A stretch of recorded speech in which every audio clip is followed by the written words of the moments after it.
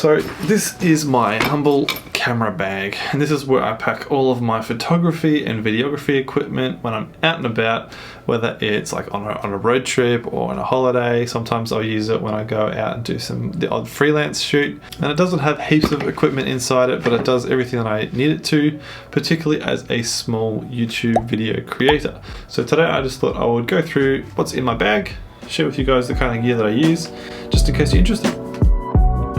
So first of all, the bag itself is a Newer, I think that's how you pronounce the brand name. It's a fairly common photography brand, Newer.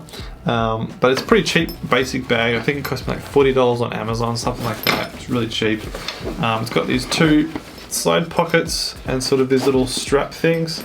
I never really use either of them because I get worried about things falling out of the side pockets, so I might use it for the old like lens cap or something.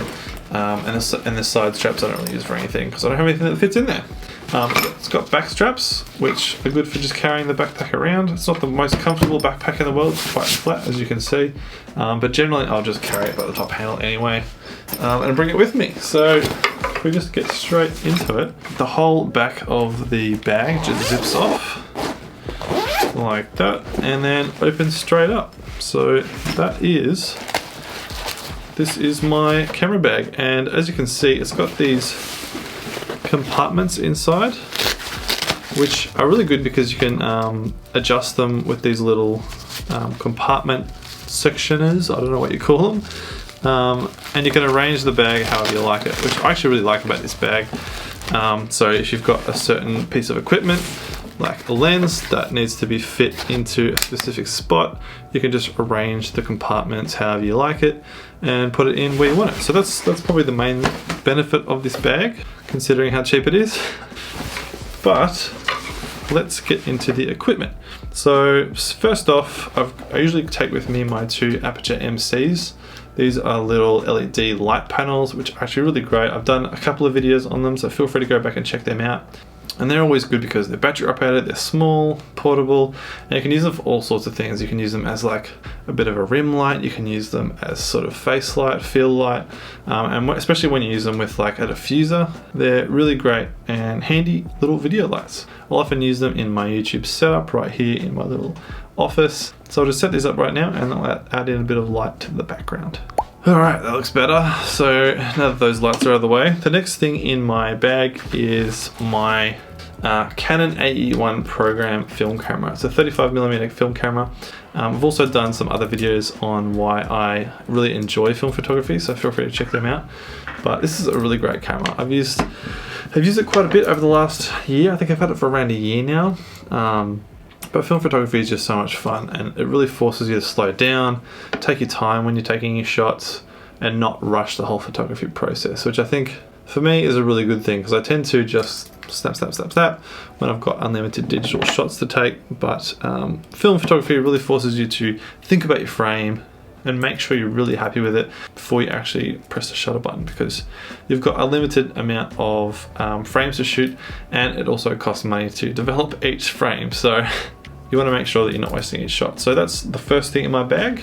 Next up, I always carry a spare roll of film. So currently I have a Kodak 400 roll of film. It's super basic film, nothing fancy, and that's partly because I sort of only do film photography every now and then, so I don't tend to spend too much money on expensive film, but I would like to try some more expensive film. I've really only shot on Kodak 400 and then like Kodak Gold, Kodak 200, so yeah, it does what I need it to do, and I still think it looks pretty cool, so I always carry a spare roll of film.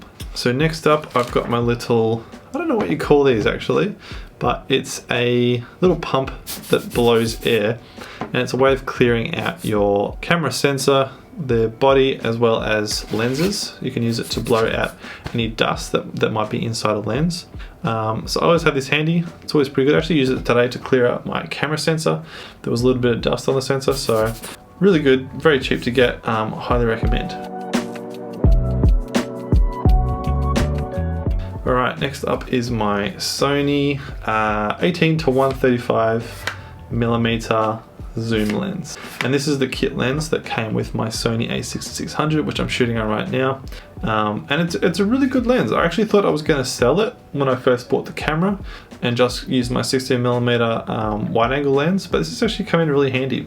And one of the main reasons is because it's got optical steady shot. It's got image stabilization built into the lens, and it's really good for shooting B-roll handheld because my 16mm wide angle doesnit have inbuilt stabilization, whereas this one does. So when I'm wanting to shoot handheld B-roll, I'll often use this lens, because it still gets pretty wide at 18mm, and if I want to get closer to a subject, then I can just zoom in, obviously. So it's actually a really good lens. I've been really impressed with it. Really sharp, looks great. I'm definitely going to keep it. So on that note, the next thing that would normally be in my camera bag is my Sony a6600, which I'm currently filming on. Obviously I can't have it in my bag while I'm filming, so it's up in front of me, including my 16mm Sigma ultra wide lens, which is what I usually shoot all my A-roll on. So all my talking head stuff pretty much is shot on my 16mm, and then a lot of my B-roll is shot on my 18 to 135. And the a6600 is just a great camera. I've been so happy with it. I've had so much fun with it. I've learnt heaps about color grading raw footage. My previous camera was a Canon 200D, so it didn't have the ability to shoot in RAW. And I never really understood color grading until I started using my 6600. I'm really happy with it. With the image quality, shoots in 4K, it's super sharp. I really love it. I think eventually I will upgrade from this camera. Again, I'd love to get still love to get a Blackmagic Pocket Cinema camera or a Sony AS3. But at the moment, I think I'm going to focus on saving up for a new laptop because my current laptop's getting a little bit old. But yeah, a6600 and the Sigma 16mm are an amazing combo. I highly recommend. So following on from that, the other thing that I will often carry in my camera bag is the 16mm lens hood. I'll use it occasionally if I'm shooting outdoors in bright light, but it's always just handy to have around. So that's pretty much everything in my main compartment area. I don't really have too much gear, like I said, but that's everything that I put in here.